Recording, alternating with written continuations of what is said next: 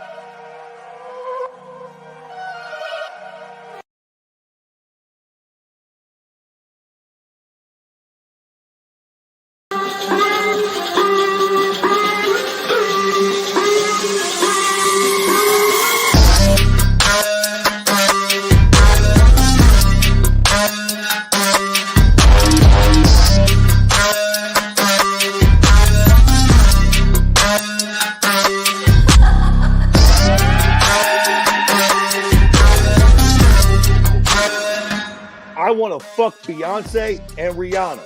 We'll see which one of those things happen first.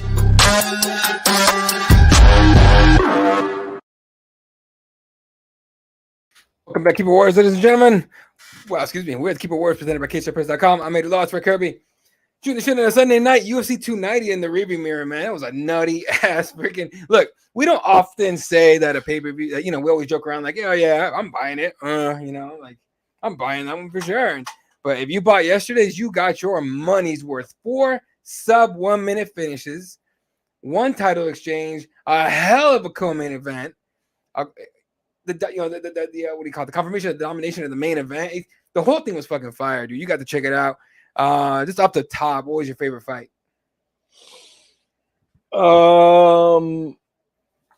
Okay, I'm not going to say the co-main event because I feel like it was fight of the night. I think it was probably the best, arguably the best fight of the night. But my favorite fight of the night. There's no shot on Bobby Knuckles, but was just the Robert Whittaker DDP fight because of how surprised. Nothing I like more than a good surprise. I didn't like it when fucking Frankie beat BJ. Wasn't thrilled when fucking Chris Weidman fucking surprised me with Anderson. There's been a few that I wasn't a big fan of. Yeah. But in general, when something like that happens, bro, when somebody we all just feel like, okay, it's really no way this motherfucker's going to win. Even Juliana Pena's fucking old stink ass, when she actually fucking beat Amanda Nunes. Like, I love one of those stories, man, where it just feels like this person can't win and then they fucking up and do. And not only do they win, but they do it impressively. Yeah. Like, I don't even really like Dricus do the police, but boy, that was some impressive shit. Makes me even think he's got a chance against Izzy. As fucked as that sounds and absurd as it is, I mean, we all know he's going to get fucking thunderstruck. But because of the moment last night, who Robert Whittaker is, what he did and how he did it, I'm fucking drinking the Kool-Aid a little bit, Jack. That was fucking incredible. That was nuts. The way he did it. The way he did it was a crazy part. Because I don't know why this motherfucker looks like he's gassing out every time he fights. He just looks like he's gassing out right off the bat. And so I thought, okay, he's going to get tired. Plus, he's bigger, throws with a lot more power. Robert Whittaker's quicker on his feet, lighter on his feet and everything. But, man, he just fucking Duplessis. You got to give it to him, man. That guy bets on himself heavy. And he clearly believes in himself, like big time. So here's what I'll tell you. So I was at official weigh-ins. That starts at 9 a.m. local time. So we're in there, and he was one of the, I want to say he was like in there like 20 minutes in. He walks in, weighs in, goes to medicals, weight goes out, right? He came back like 15 minutes later wearing this black shirt. I'm assuming it's a sponsor shirt. Wearing this black shirt. He comes in from the left side where the apex, the cages. He walks in, and he looks up at the poster, and he does this whole like taking it in look with a cameraman behind him, with one of his camera guys behind him. At first, I thought, that's kind of lame, whatever. Like, he's just trying to show, play it up that he's got his destiny and all that shit. Well, damn it, when he goes into the fight and knocks out Robert Whittaker, I'm like, nah, that's legit. That's legit. Is there anybody else like Dricus, like Dricus Duplessis in the UFC right now? What do you mean by that? What do you mean? Is there anybody like anybody like that guy is so unlikable, but he clearly actually believes in himself that heavy? You know what's weird? What's weird is I guess we could just start here. Yeah. We'll just jump around or whatever since we're here. why exactly do we dislike this prick? I mean, I listen, I'll be honest with you. On some real shit, last night's card reminded me why I love this sport and why I fell in love with it. But I'm gonna tell you something, Jack. I've been low key very underwhelmed with MMA lately. The last few weeks, I have just been, these cards have been fucked, man. It's been tedious even trying to be a fan of this fucking shit lately. So I admittedly I haven't been paying attention to every interview. I've watched Dricus fight. I've watched his UFC fights. I haven't paid much attention to the guy. I heard the fucking shit about him being the first African champion. And you know, so and we'll get into that in here in just a moment. But like I haven't really heard him be that cunty. I mean, listen, you can listen to fucking Colby or Henry or Sean Strickland. You can listen to all these pricks talk for about 30 seconds. And you're like, okay, I see why everybody hates you. Maybe it's just a shtick or whatever, but I see why people dislike you immediately. This fucking prick seems pretty humble. He seems nice. He seems polite. To be fair, like why do we all hate him again? Is it because he's fighting Robert Whitaker and we all love him, or because he's got this little rivalry with Izzy and Izzy's a fan favorite? Like, he doesn't exactly seem like that much of a cunt, to be fair, from what I've seen of him so far in his interviews. I'm trying to remember. He's got, without being like completely full of it, like Colby, right? He's got that you don't like. He's so annoying. There you go. Annoying. It's almost just he's annoying. But on top of that comes out with this whole I'm the real African here. That Izzy was in he's in New Zealand. By the way, there is a video of Izzy early in his career when he was fighting in China. He did a video with, of course, look, if you guys know anything, in China they pull anybody, right, to do any kind of like advertisement. So they'll have like Arnold Schwarzenegger selling shit he doesn't even know how to pronounce and shit like that and all the kinds of stuff. Sure. So they had Izzy on there. He goes, I was born in Nigeria and I was raised in New Zealand or whatever it is. He goes, but inside I'm Chinese, right? He said that. It was just for a promo, whatever. He did that. He was young. Who cares? But Dricus has jumped on that heavy, talking about he's not really African. I'm a real African. I still live in Africa. I was born, raised, and I train and also shit in Africa. Right. So that's my thing. Listen. Fuck it. This is the show for it, baby. The rest of you cocksuckers can push the foot around if you want. Let's have the fucking conversation. Okay. When did fucking Izzy move to New Zealand? What age was he? Looking it up. I'm pretty sure he was really young. Yeah.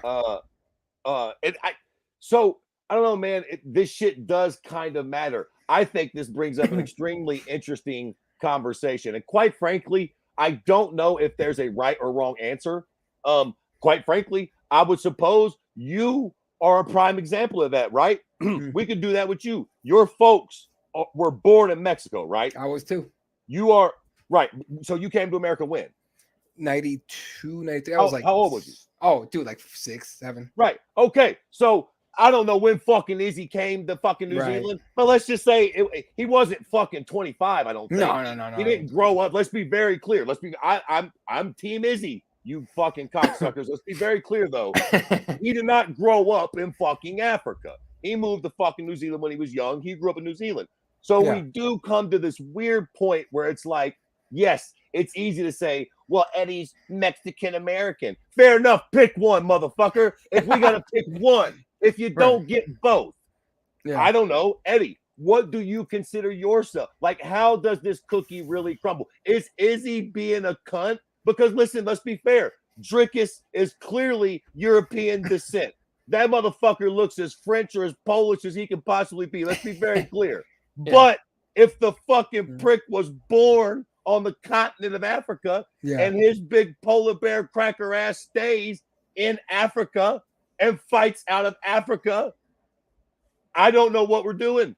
I suppose it really comes down to this. How much credence do you put on your fucking DNA, where you're literally from, versus where you were born and raised at? Which one matters more? And again, it's easy to go, okay, well, I'm from Nigeria, but I was born in New Zealand. Okay, but now we're sort of, you're picking. You can't be like, no, I'm going to be the first fucking New Zealand and the first. Well, no, fuck, piss on that. I don't like Dricus, but I think I side with him on this argument. Okay. I think so. I think, what the fuck?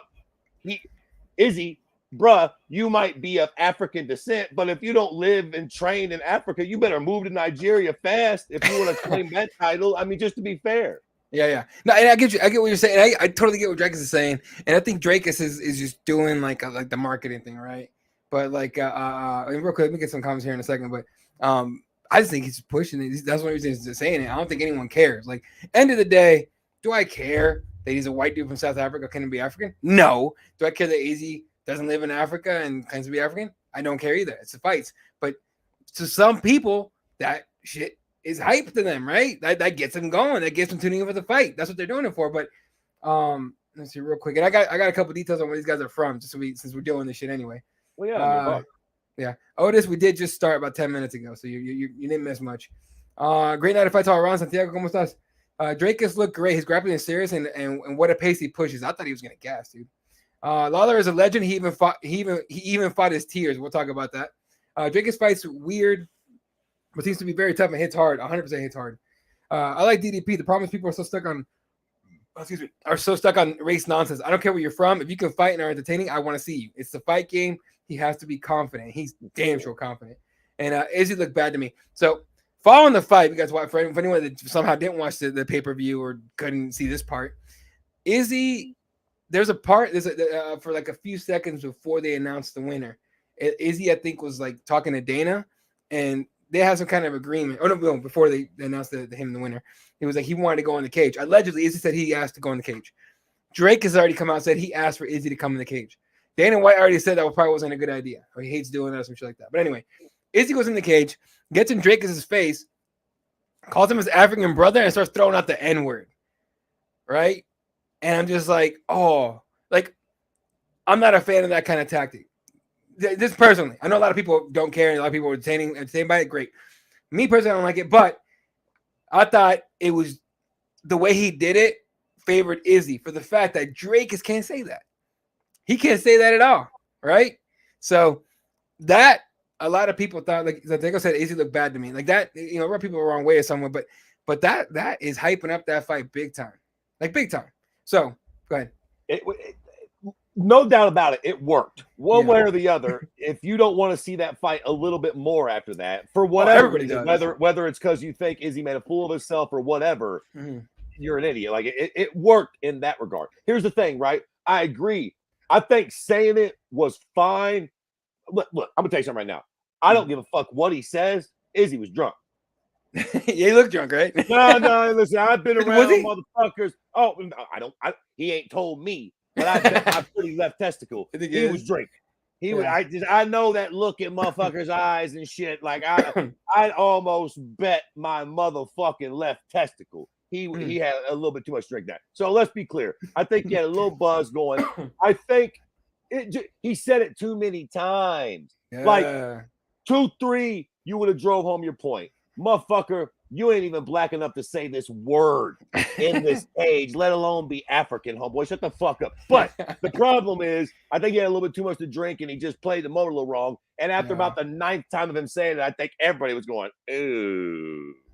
Like, it would have stung hard once or twice, and then you need to go to something else. It felt very one note after about that 9th time. Like, all right, Izzy, wrap it, ring it in with the M-bombs. I mean, I get it, but like at a certain point, now you're just sort of making yourself look silly. You drove home the point that he can't say that the first fucking 32 times you said it. Like at this point now, it's, again, relax. It worked, but it definitely got a little cringy towards the end. Like, hey, okay, fine. Yeah, like calm down with that bullshit. That was straight ignorance, but it sounded very foolish, right? And honestly, I think someone said it in the broadcast, right? That he's probably drunk. I think DC and Joe Rogan were like, he's probably drunk, and who knows? Those guys sit Cageside, so if anyone's gonna know, so those guys.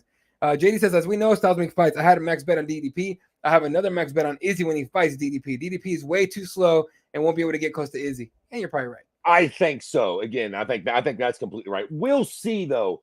I think Styles make fights, and almost universally that is true. I will say, though, with the fight game, there is this certain je ne sais quoi, where sometimes Fighter X just puts it all together on that night, and maybe this was that night, or last night was that night for Dricus. Maybe that finish of Robert Whittaker is the highlight of his career. We just don't know it yet.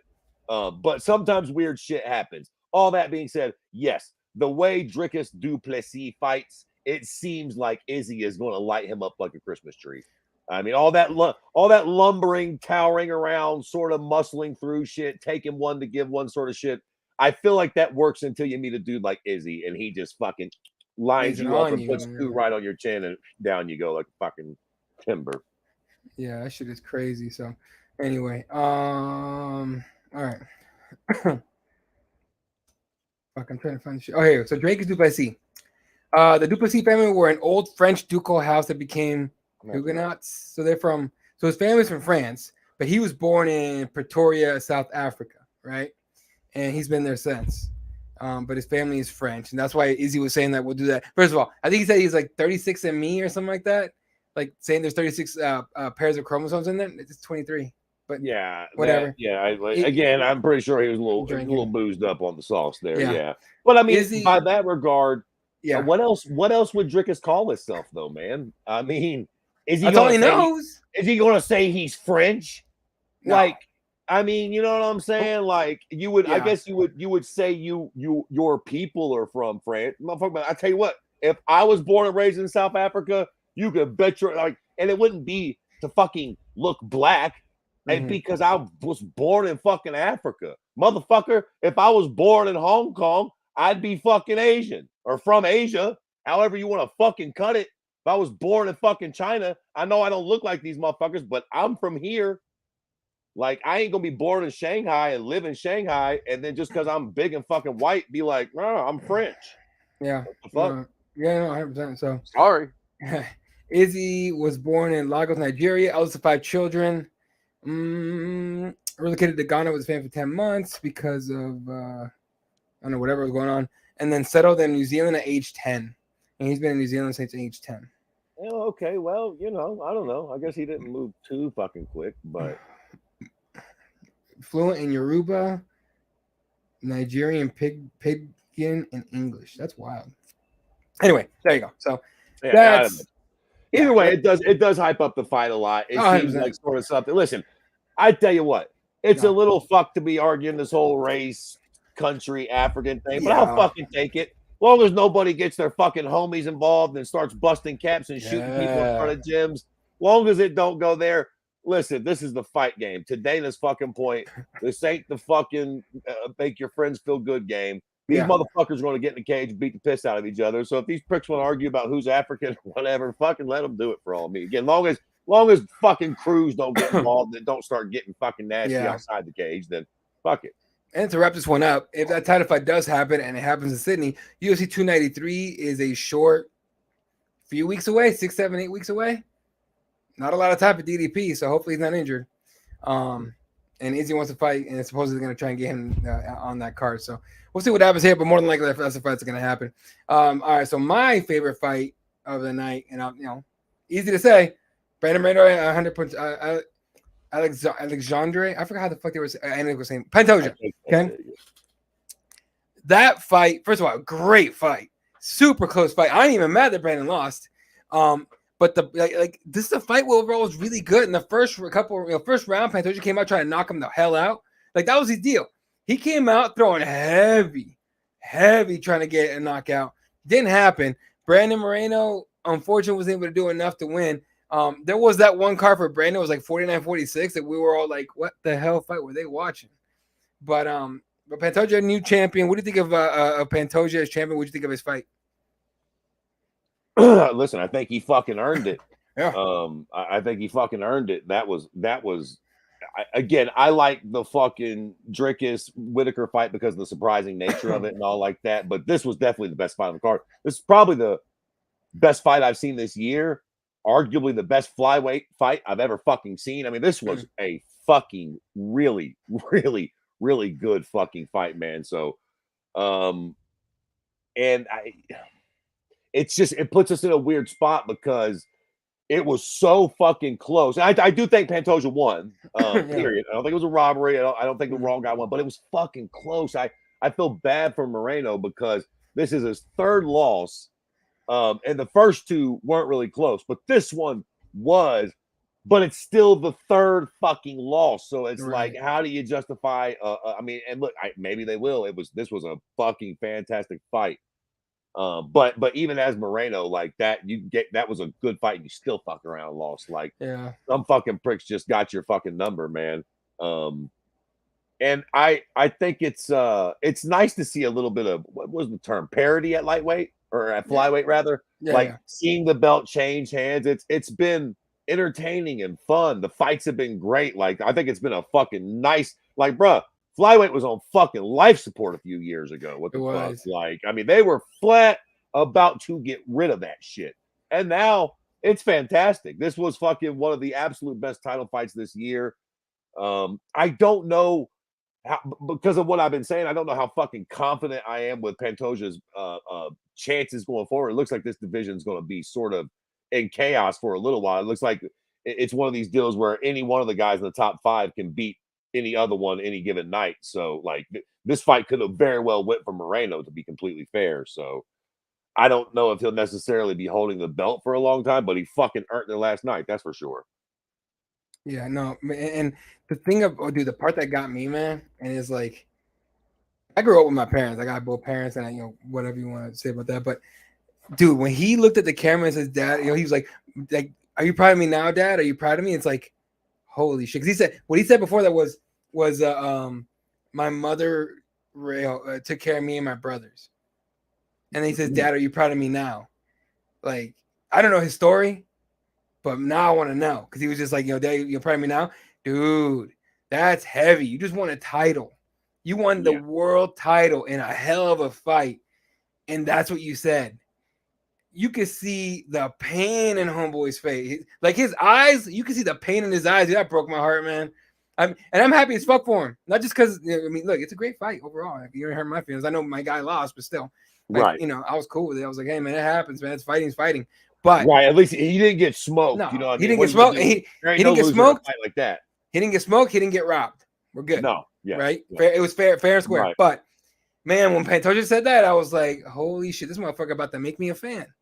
The fuck was like, that was dope. And then to have his family, like, if he didn't have his father around, which I'm assuming he didn't. I don't know if any of you guys, Otis or anybody, knows his story. I'm gonna read up on him here soon. I'm actually gonna see if I can reach out and talk to him. But when he said that, man, I assumed, like, Dad wasn't in the picture, and I'm just, or he was like, it wasn't a great relationship, and I just saw that and I was like, man. And then for that man to bring his family in, he had his wife and his 4 kids with him, like, talk about breaking the cycle. You know what I'm saying? Talk about breaking the shit cycle, man. I was so proud of him in that moment. I was like, that man right there, just, he did it. You're absolutely right. That was brilliant. And I hate to be this sort of a bad news bear cunt, sure. But I think this is a fucking prime example of sex sells. And obviously, for all you fucking nitwits out there, I don't mean fucking pussies and dicks, you shit rats. I mean, like, people love the bad. Like, nobody tunes in for the good, right? You're right. That story's incredible. I don't think it'll help his chances of pay-per-view draw. If he fucking whipped out a little Nazi symbol or fucking dropped a couple M-bombs himself, I feel like he'd have done a lot better moving forward. That story's incredible. Him being a family man and having his kids and shit, it just sucks that I feel like nobody cares about a good story. Nobody cares about a happy ending. Like, there's that. And meanwhile, fucking Colby's next video will, Colby's next fucking post on Twitter will do like way more numbers than this guy's actual incredible fucking like real life story. Because yes, you're absolutely right. That was an incredible moment. And again, not trying to be a fucking negative Nancy here. I wonder if it'll translate to anything past tonight, like that yet, or last night, whatever the case may be, this weekend. Yeah. Like, it'll be a big moment for now, but then, like, going into the next pay-per-view, will it really sell any pay-per-views because of this incredible story where fucking everybody be like, duh, where's Connor? And in fact, I love Connor, but like, fucking what's the new big fuck scenario? Yeah. No, that's kind of. He would have been better off calling fucking goddamn Jake Paul a tranny. Jesus Christ! All right, ball rolling. Let's see what we got here. It says I gave Pantoja 4 rounds. I gave him 3, but it probably was 4. I'm not gonna lie to you. Pantoja's the cannibal with better striking with being real. Oh, he'd be insane. Hey, Johnny, what's up, dude? Bangers. Santiago says, I said to a friend, if politicians worked as hard and gave everything they got like Moreno and Pantoja, we'd be living in paradise. Fact. If politicians just freaking like did a little bit of their job, would be better. But that's for another different type of podcast. Wings of Heart Problem says another rematch. That was what I was going to ask next. What do you think is next for Pantoja? Because that fight was so close, and I know a lot of people don't like rematches ain't that much anymore. I don't see why not. I mean, other than Brandon Royval, who else are you gonna throw in there? Listen, Brandon Royval, that right there. I did throw that. Sorry, but I don't want to see a rematch. I'm fucking sick and tired of watching Brandon Moreno fight the same fucking goddamn people. And it just makes the division more interesting. There is a challenger. He's ready to rock, so let's fucking run that one. Who knows? Maybe he wins and Brandon Moreno can fight him for the belt and so on and so forth. But like fucking let's get some new interesting matchups in there. I think that Brandon Moreno, you could definitely argue that he deserves the rematch, but like, sorry, Charlie, go back and win one. Let him fight somebody else, and let's just let the division. If you're that good and you're a real champion, you'll win whoever you fight next, and you'll get your chance to fight for the belt. Like it, you're still at the top of the fucking line. I'm not saying, excuse me, that he should go back to like fucking 8 or 9, but I let him win a fight before we run. Because also, my problem with fucking doing rematches after fights like this, they never live up to the hype. Yeah. They never live up to the hype. And this was one of the best fights we've ever seen. Let that fucking breathe. Let it be what it was. What fight did we did Rory McDonald and Robbie Lawler, right? We inducted that into the fucking Hall of Fame. Yeah, Robbie Lawler, Rory McDonald. Yeah. Right, yeah. Robbie Lawler, Rory McDonald. Yeah. We didn't need a part 2 of that.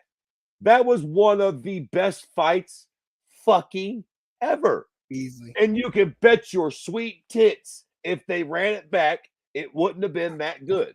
Maybe it would have been good, but it wouldn't have been that. Sometimes when you get a fight like this, you need to just let it be.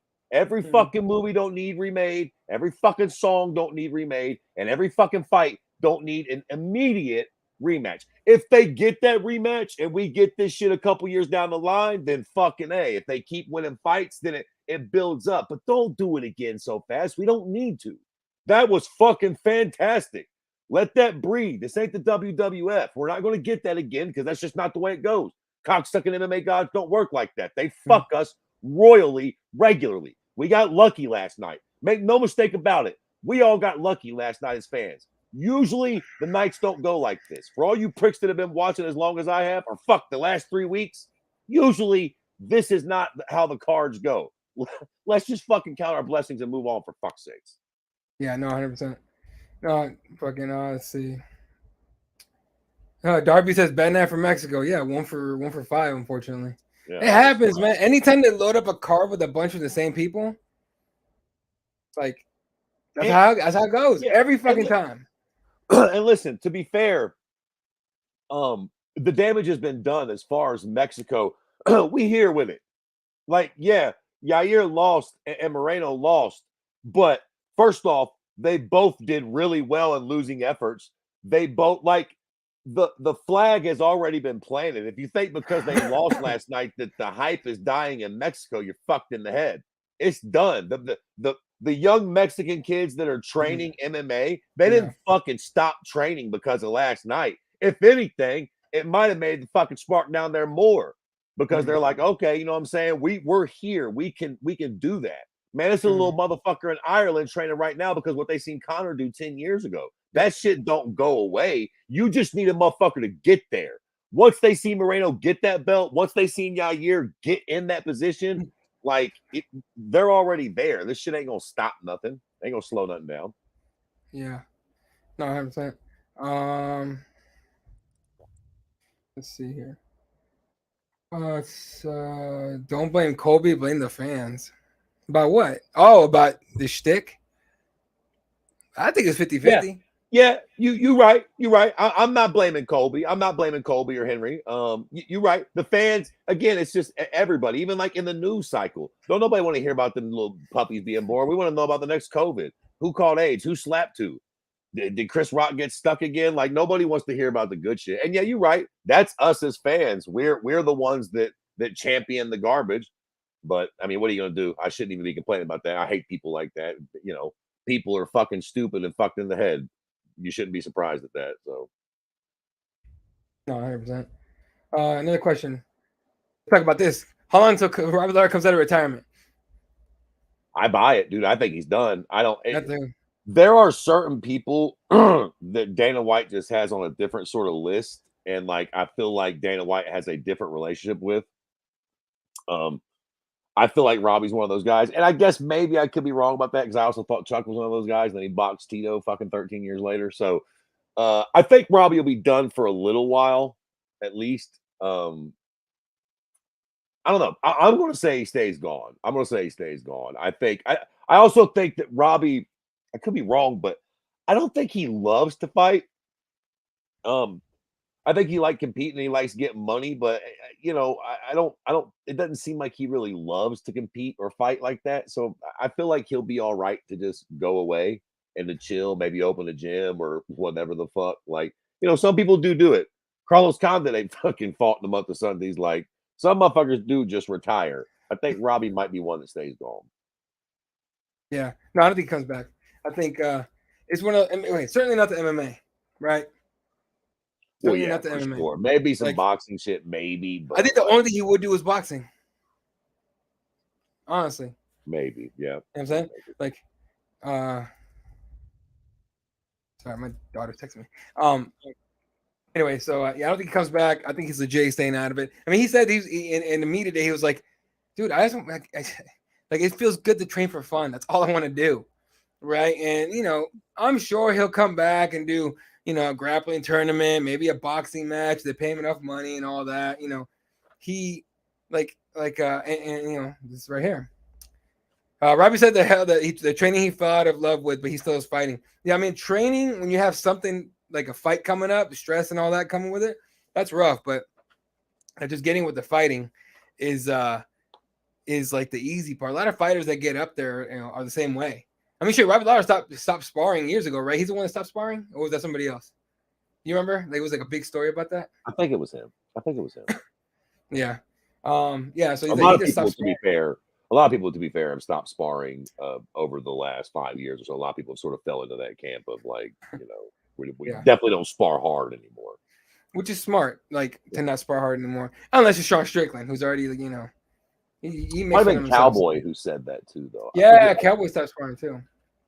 I think it was Robbie too, though. I think a few of these older cats sort of got that memo a while ago. Like, yeah, we might sort of play touch and go, but nobody's really sparring hard anymore. No, fucking having a fight in the gym. And plus, as Max Holloway, he did the same thing too. Like, it's a movement now. It's not a movement. Right, it's like a thing now where guys are just like, I'm not getting my head beat up. Max is a guy that I've heard say it too, that he stopped sparring on. Like, you don't spar at all no more. Whoever started it, it's a thing now. So honestly, it's probably smart. Darby says, you think he'll go to BKFC? They'll pay him a fat bag. I don't know. I mean, maybe if he doesn't have to train for it, but that's a hard one I don't think he does that either, man. I don't think he does, but at the end of the day, as the old saying goes, money talks and bullshit walks. I mean, it depends on how fat of a bag we're talking. I don't think he does it for nothing light, but I mean, if they offer him the right opponent with the right fucking money, I mean, yeah, maybe. Yeah. Let's see. Poy says, yeah, he's not going to come back. Dana spoke with him a few times before that night to confirm. Yeah, he's one of those guys that you could tell he's just done now. The package they did, the highlight video of his career was dope. Just a quick note. He should be done. Just because could you go out in a better way? I mean, like that 30-second knockout. And the way they sent him out, the interview, the fucking package. I mean, Robbie should just stay gone, man. That's about as great of an end of career as you're going to get in this fucking sport at the highest level in the UFC, in a prime position on a prime card. Fucking early knockouts that you're known for. I mean, that is literally as good. It ain't never going to get no better than that. So unless it's a massive bag, don't ever fight again. You're not going to, it's not going to get better than that experience. So fuck it. Yeah. Mr. Beckett, what's up? What's up? Hey, you guys just move here. Y'all move here to subscribe. Appreciate you, man. Y'all haven't heard the prediction for UFC when UFC 300 happens in location? Ooh, it's got to be Vegas. Listen, I don't want to get stuck on this for too long. Yeah, real quick. But, bruh, do we think these little fucking twats are actually going to fight? I should probably keep my mouth shut because these motherfuckers are ruining our whole life between Mark Zuckerdick and fucking Elon. God, no. Those two fuckwads will just completely take all my shit away. My funny ass won't even have a fucking lifeline to the world. So bro, your internet's about to shut off right now. I'll be on threads like a motherfucker out here, motherfucking all goddamn MySpace and shit. Like, so, but what, like, I don't know, man. You know, for some reason, like, I know it's fucked. I know it's fucked. But like, I get this fucking. I would not be surprised if they line up a fight with Mark Zuckerberg and Elon Musk. Like, I would not. I don't think it'll headline. I don't think, although maybe it should if they actually fucking do it. I just feel like, first off, you know, listen, let's be really clear. We're in a world in which Donald Trump became president, and you know, absolutely, COVID almost wiped out the fucking entire human race not too long ago. Let's be very clear. The fucking Terminator was running California for a while. Like, let's not make it seem like this is just impossible. When you tie that in with the fact that both of these fucking guys are megalomaniacs, egomaniacs, all the money in the world. It would generate God knows how much money. And again, as I said before, money talks and bullshit walks. We all could use a few extra fucking trillion, right? So, I still think it's highly unlikely, but I don't know, man. I would not. I'll put it like this: I'm about 75-25, no, but I am a strong 25% that they fuck around and do this because why the fuck not? Why not? Why the fuck not? It'll generate another fucking. Lord knows how many. Let's have a fun little fucking game here. If they did it, Elon Musk versus fucking Mark Zuckerberg in a real MMA match, no fucking headgear, somebody's fucking bleeding, getting their goddamn arm snapped. How many fucking pay-per-view buys does that actually do? And let's just say, since it's he asked about UFC 300, right? So let's have a little fun here, right? What is that? That's nine cards from now, right? So let's just have a little fun. I ain't gonna say we'll do the whole card because we ain't got time for all that nonsense. But let's just fucking say that they put Conor McGregor versus Michael Chandler. That fight ain't gonna happen. But let's just say Conor's on the card with Elon Musk and Mark Zuckerberg. Good fights on down the card. How many fucking pay-per-view buys could that realistically fucking do? For perspective, Floyd Mayweather and Manny Pacquiao have the record at like 4.3. Now, Chelsea will tell you that's a flat horseshit lie, but I'm just going to go ahead with the cocksuckers who report these sort of things and say that's been the biggest pay-per-view draw of all time at 4.3 fucking million. What do you think something like that would actually do if it realistically happened with the UFC's promotion and Mark Zuckerberg and Elon Musk's fucking promoting tools? How many pay-per-views does that thing do? Too fucking many. Like a lot. Like a lot. Like, I mean, if 4.3 is the limit, could it do 7? Could it do 8? Could it double it? I will tell you right now, if that actually fucking happens without them fucking around and screwing this up somehow in some way, if they actually, God, I even hate pretending like it's gonna happen. If it actually happens, it'll break records. Okay, because for sure, I totally agree. It's just like, how bad does it break them? Does it like do 8 to 10 million? Does it do something? Because I gotta tell you something. Again. I know it's horse shit, kind of. Yeah, but like, if we're smart enough to have this conversation, you got to imagine if Mark Zuckerberg and Elon are actually remotely serious, and Dana White's like, okay, wait a minute. So if these dudes do this, we are projected, let's just say safe number, 6 million pay-per-view buys at $75 a whop or whatever it is. I'm fucked at math, but that's a lot of money, right? Not to mention the gate, all the other horse shit. Like, you're talking about a lot of motherfucking money. Again, bro, money motherfucking talks. And I think it can get a lot of things done. When you start putting around big fucking numbers like that, I actually don't put anything past anybody. Right. I hate that shit, man. There's 2 reasons why this is going to break records. Like every record. I think every record for buys, right? And illegal streams easily. Oh, because it'll break the internet, dude. It's gonna be fucking nuts. Like it just thinking about what, like, if you actually give yourself that, like, imagine a world where this is real. Everybody will watch. Oh yeah. Like, it'll be nuts. It's sort of hard to fathom how many fucking eyeballs would watch that. And I mean, it's fucked, but like I got to imagine it would just be like one of the most watched thing that's ever been put on fucking TV. Like, that's nuts, dude. I mean, I got to think like more than the Super Bowl, more than the World Cup. Maybe I am just overestimating this. Maybe pricks in Brazil and Spain won't give two fucking shits. But I feel like, and again, maybe to your point, maybe not everybody buys a pay-per-view, but everybody's streaming it. Like, everybody's watching that, right? The world is going to watch that. Here's why everyone's gonna watch that. It's two billionaires fighting each other, okay? More importantly, it's two very hated billionaires. Very hated. If you think Elon and Zuckerberg are universally loved, you are out of your fucking mind, okay? Half the world hates Zuckerberg because he's Facebook and Instagram and also this shit. And he's stole Instagram or stole the Facebook idea and he censors people on Facebook and all that bullshit. By the way, Facebook, fuck you. But Elon is the guy that bought Twitter for $4 billion and pissed off everybody by bringing back all the trolls and charging us, basically to use the fucking thing, and also the kind of the bullshit. By the way, Elon, fuck you too. Shit, I would watch each other, watch them hit each other, see how stupid they are. It's gonna be an awful fight, first of all. But regardless, that's why people are gonna watch. That's why, straight up, because everyone hates both these motherfuckers. Like, they have their fan bases, and they both got political. So now you get that on top of that, right? And then, like, for example, Donald Trump was at the fights last night.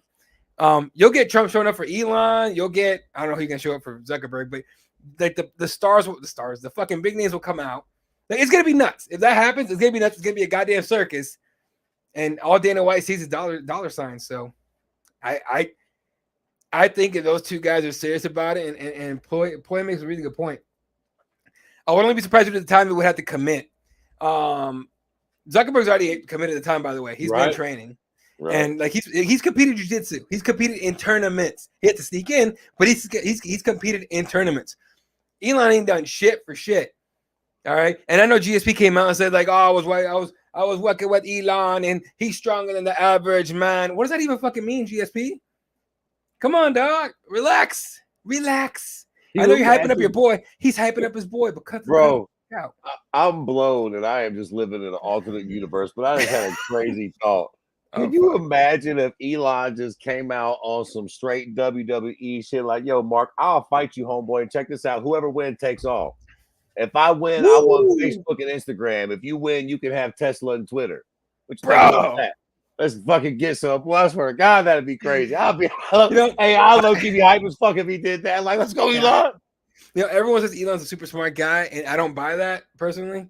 I just think he's got a lot of money. I mean, just because you have a lot of money don't make you a fucking smart person, but that's past. I have a lot of different reasons for that, and I'm not even gonna bother with it because you got to give him his due. He's fucking, he's made it big. Good for him. But bro, if they did that, the news cycle would be hilarious. Explode, dude. Dude, they're gonna be fighting for Facebook and Twitter and a camera. You just open my eyes on this shit. You know how fucking happy Dana White would be to fucking book that fight, knowing he's gonna be on CNN, Fox, MSNBC, all the dumbass talking heads and shit. Stephen A. Smith would be talking about it, but all the dumbass political talking heads that try to tell you how to fucking think on every network on both sides of the fucking aisle. All those assholes would be all about it. I could see fucking Tucker Carlson beating off and it sounds like, yes, Elon, the whole fucking time. Holy shit, that'd be nuts. Yeah, dude. You know what? If those guys are serious, Dana can't wait to sign that shit. He don't give a fuck at the weight class either. Now, do you do weight class? And I'm pretty sure Elon's a lot fatter than fucking Zuck. Right. Again, we're talking silliness here, but like, I don't know. But the fight is silly. You might as well go all in on the silly. Right. Listen, Elon's got a lot of weight to lose, right? I'll say this. Make it a bantamweight fight. I don't know how serious he is. Oh, fucking Floyd. But Elon, I'll give Elon this. He seems like a really weirdly driven dude. Yeah. So if he decides I'm doing this, I might lose, but I'm going to lose a lot of weight. I'm going to get in good shape. I'm going to shock everybody, and I'm going to fight this fucking little prick, and I'm going to make a fucking, a few $1 billion. I'm going to build me a couple of rocket ships to Pluto or go terraform Mars or whatever the fuck weirdy beardy fucking shit that Elon does. But I can see a world in which this happens. Yeah. He takes to Twitter, he films the transformation, he gets in good shape, and then of course Mark Zuckerberg probably still armbars him or something because he's actually been training jiu-jitsu. But just the whole process of it would still be a fucking win for Elon. Because at the end of the day, as long as he doesn't have a heart attack, what's the fucking downside of all this? He gets in real good shape and he makes a few extra trillion. I mean, at the end of the day, would it really have a downside? It would get the world talking for no fucking reason. Because at the end of the day, who really cares if these two shitbirds fight? To your point, the fight would suck and it wouldn't matter. But like for all the money and press and shit that it would do, if these fuckers pass a physical, they're not going to fucking die. So really, there is no. And so what? If Elon got beat up, what are we going to do? Oh, you're a pussy. Of course he's a pussy. He's not a tough guy. So like, what's his reputation going to be ruined as a goddamn tough guy? Like there's real, or if say he beats Mark Zuckerberg at the end of the day, you think Mark Zuckerberg gives a fuck? He'll go print another 5 trillion and who gives a shit? Like it really, like there's nothing to really lose for these pricks by doing it, to be fair. At all. There's nothing to lose. Like it doesn't matter. Like Zuckerberg, he's been already fucking competing. Like he's making millions competing or anything crazy. And Elon's just so I mean, look.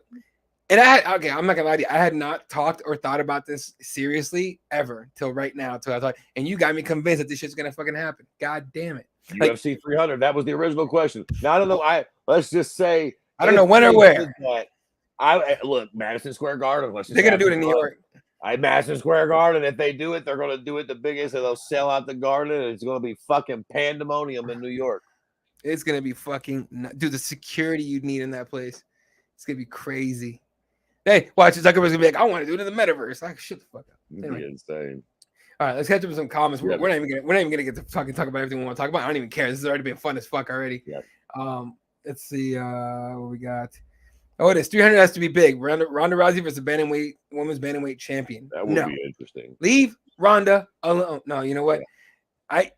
I didn't verify this, so I don't even want to report this or anything. I can't verify. I did hear a quote where she said she was thinking about coming back, but I couldn't verify it, and I don't want to because I don't want her coming back. I don't want to see her wrestling cage ever again.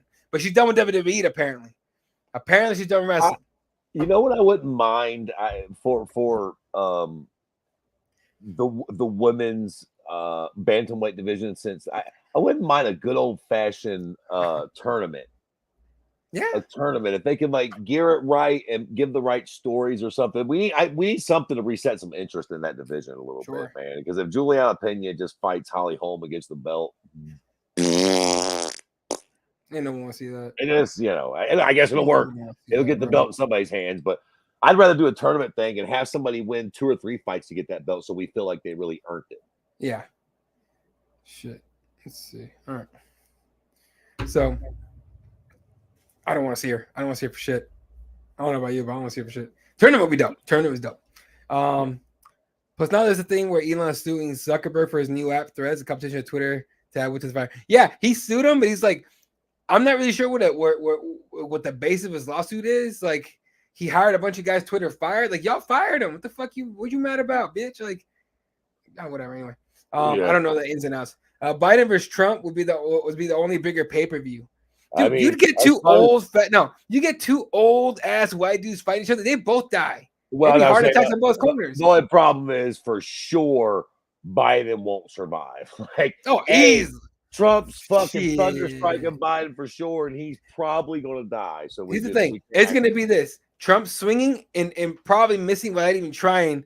Like Biden's going to sit there like, come on, and Trump's gonna be like, I'm gonna get you, and fucking swing and a miss, spins around, eats it, has a heart attack, and Biden just fucking like expires, drops. That's what it's gonna be. And you know what? We'd all be laughing, probably like, "Ooh, shit, that's okay, cool. Next fight, come on, we'll keep it moving. That's not the main event. Bring out Elon and Zuck." I'm just joking. I don't know what the fuck. That'd be silly. Someone's gotta put that in the UFC 4 video game. I'm surprised no one's done that. Or 5, the one that's coming out soon. Like, they got to put Biden and Trump in there, somebody in some kind of simulation, and have the fight, because I guarantee that'd be funny. John Joseph broadcast for UFC 300. Only if they're roided the fuck up. That's only. Yeah, that would be interesting. I think the Brock boat sailed a little bit at this point, but like that would have been real interesting a few years ago. If we could have still got it when people were still sort of buying Brock or something, you would have actually had something there for sure. Yeah. All right, let's catch up in comments. Here's some more. No, that would be Lesnar selling his soul for money. Well, too late. I mean, probably. I don't know. 100% loss. Yeah, it wouldn't help him, but who knows? Depending on how much they offer him. Otis, I've thought about the same thing. Jones was Brock. Leon Edwards was comes up for UFC 300. Only if Leon still has the belt. Which who knows? He's fighting Kobe and MSG. I might be wrong on that. Okay, no. Alexander Volkanovski is 90% fighting Islam in October in Abu Dhabi. I would put it at 100%. Why wouldn't you do that fight? Let's see. GSP was correct when he said Elon Musk would just waste valuable time for someone that is quite literally changing the world. Would be better than like 500 million for charity, in my opinion. I'm with that. Mark got a big difference in age. Oh, that's right. He's much younger. He is. So there's that. For sure. They did say they want to do New York MSG at least twice a year. They want to, and I know after COVID, finally, if shit's finally calmed down, they do. I'm still not a fan of New York cars, but only because their commission blows. Now, I'll give them credit. They've gotten a little better slowly. But the whole like Miesha Tate can't fight her because she has fake boobs is fucking dumb. No, I want to say they fix that. I want to say it, but I'm not 100% sure. And that was a minute ago too. Ronda's done and for good reason. I don't think anyone wants to see that. No, they don't. I don't. I think she should pull a GSP and do a sub competition. That I would watch. Ronda Rousey, Ronda Rousey UFC fight invitation or fight pass invitational. 100% Ronda Rousey. Get her in there. She'll mess chicks up. I was gonna say, to be completely fucking fair, we ain't never seen nobody handle Ronda in the grappling. I mean, even the fight she did lose, it was because her striking wasn't up to stuff. Didn't nobody to this day ever come in there and get to really throwing her around, to be completely fair. So Darby Crashes, I want Ronda to come back just to watch her get smashed by everyone. Bro, you just want to watch porn. That's what it sounds like. Christ. All right, quickly. Not really any of the fights I really want to talk about. Jalen turned Dan Hooker looked good. That was a tough fight, but he won. Bo Nickel beat a guy that he should have beat, so that's expected. And all right, quickly, Volkanovski retains, and he's talking about he wants that rematch with Islam Makhachev. You buying that? I'm in the fucking Dana White fucking boat on this one. I say you let fucking Volk do what he wants. Listen, I have been a avid hater of Volkanovski. I was on the he didn't beat Max the first fucking 3 times, or the first 2 times, whatever, you know. But I gotta say, man, after this one, you have got to give fucking Volkanovski his fucking credit. He is 100%. Real fucking good, man. He is real fucking good. And now in hindsight, in some weird way with this win, I feel like the Makhachev loss even looks even more impressive and makes me feel like maybe he could beat fucking Islam in a rematch. I say let him fucking Islam rematch. Rematch Islam. Yes, Charles Oliveira's right there, and that fight does make sense. But I don't know. I just feel like Volk has a little bit more fire under him right now. Like I was really hype on Yair, man, and he fucking did his thing. That fight was way too close. That fight was too close to not want a rematch at some point, and I don't mind. I wouldn't mind doing it now. I might as well do it. Like just do it and get out of the way. Do it. Charles gets the winner. Sorry, Charles. There you go. Chill for a little bit. Like you're right there, but yeah, I do think this fight makes a lot of sense. Give Charles a bag to weigh in as a backup, and then tell him like, look, you get a bag and you get the next shot. Bro, you good? He's mentioned it, and I don't know what the fuck is going on. Give Charles Connor. That'd be nuts. Give Charles Connor, man. That's a good fight for Connor. It's a good fight for Charles. That's a reason they would wait. I know Michael Chandler gets fucked in that operation, and I don't know exactly even what fucking wrong with that fight, to be fair, but like fuck it. If it's not gonna happen, let Charles fight fucking Connor. That'll at least keep Charles pacified in the meantime for sure. Yeah. Real quick from one of my editors from Cageside Press, Jay Anderson says Ronda's not done with WWE. She's in the new storyline with Shayna Baszler. Do you remember she was one of the 4 horsewomen or whatever they were doing for a while? It took him years to do the obvious story between them.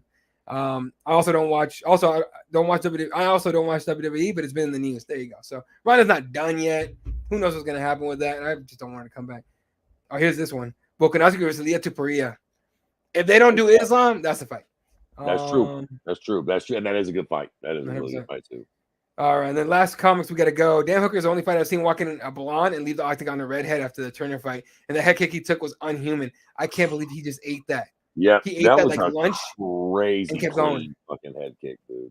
And that's what makes me a Dan Hooker fan. I'm a Dan Hooker fan forever because he'll take a shot to fucking get at you, and it's fucking wild. He's a wild man, dude. That dude's fun to watch. He did break his wrist in the fight, so he put out the extra. Go on Instagram and see it on there. I probably gotta fucking put that up too. And then Brandon broke his right hand in the first round, so there was that too. So yeah, dude, that was fucking wild, dude. All right, here's Darby real quick. I think the Volkanovski will stick around and fight Tupuria and then vacate the title with the 155 permanently. I'm not mad at that. Yeah, that's also not a very bad fucking plan, because I mean, I feel like if he does stick around fight Topuria, that's all she wrote.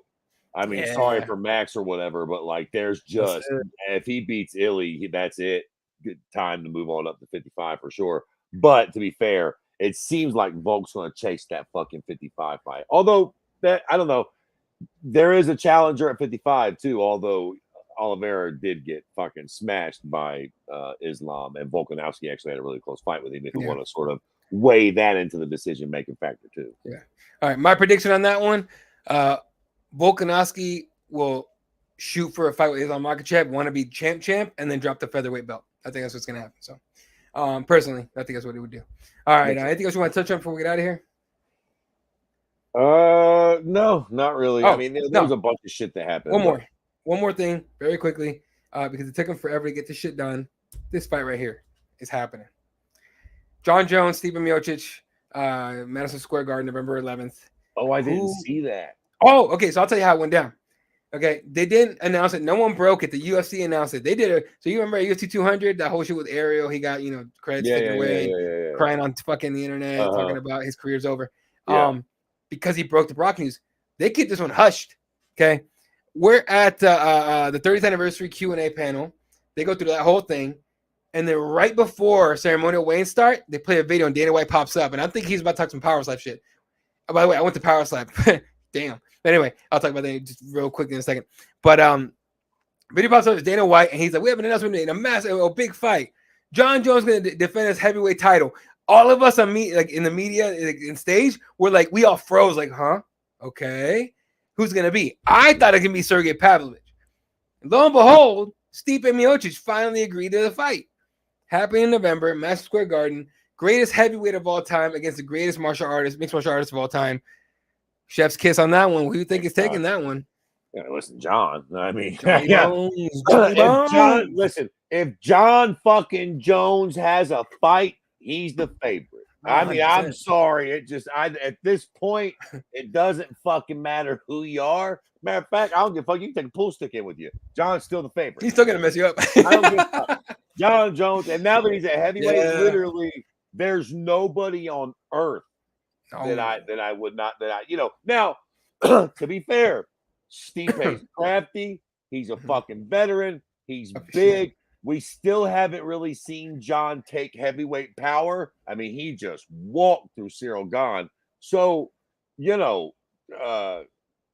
extremely dangerous opponent for John still. Make no mistake about it. But again, if John's fighting, John's always your answer. I mean, could Stipe win? Sure. But John Jones is, he's got to be the favorite against any fucking human being he fights at this point. No, 100%. Yeah, I think John Jones gets the win, and then Stipe goes on in their retirement with a big old bag, and good for him. Yeah, so. And I'll go out on a limb here, and I hope I'm not fucking just poisoning John at this point. No! But I think John will win the fight, and he won't do it as fast as he did it with Gane. Yeah. But I think he will beat the shit out of Stipe. I think he'll take. I think Stipe is going to look like shit when that fight's over with. I think John's going to beat the fuck out of him. Like, I think Stipe will last longer because he's got a high fight IQ and he's a tough guy. Fucking heavyweight goat right now. But yeah, if John's on, and the fucking coke and the white girls and all that shit don't get to him. I just think John, I don't know whether it's the picograms or whether he's just the greatest fighter we've ever seen. I just think the dude's on a different level. And once he gets going, I think he's going to fuck Stipe up, man. Johnny Rose makes it into that cage. I got Johnny. That's it. That's my only thing. He makes it in that cage. Game. Yeah. And I hate that for Stipe fans, but you know, what you going to do? Yep. All right, it's going to do it for us, ladies and gentlemen. CagesidePress.com for all your MMA news. At Keyboard MMA for the show. At Cageside Press for everything else. Make sure you follow us. If you are new here, which we had another new guys, we appreciate the hell out of you guys. Please subscribe to the channel if you haven't already. Leave a comment, leave a like, leave a, you know, whatever you want. And come hang out with us every time. Make sure you keep an eye on our Twitter at Cageside Press for show times and everything. We've been kind of bouncing between Fridays and Sundays because of, you know, life. But a shout out to everyone tuned in. Otis, Santiago, JD, Mr. Beckham, Wings of Heart Problems. That's a long ass name, bro. Darby's funny. Chris B was here. Ploy, appreciate you, man. Keep coming back, dude. What else we got? Everyone tuned in. Santiago. Everyone tuned in. We love the fuck out of you guys. Hit us up later. Follow us on our socials at Elo32 for myself, at Jam City Jesus for Fred. We'll catch you guys on the next one. Enjoy Holly Holm Fight Week. And we might have a different type of show next week. Well, fuck that. I'm going out and doing drugs this weekend. Holly Holm. All right, boys. Y'all have a good one. Take care of yourselves. For myself, Mr. Fred Kirby, the entire team over at Cageside Press. My name is Eddie Law. We love you guys. Good night. Good night, Wilshire.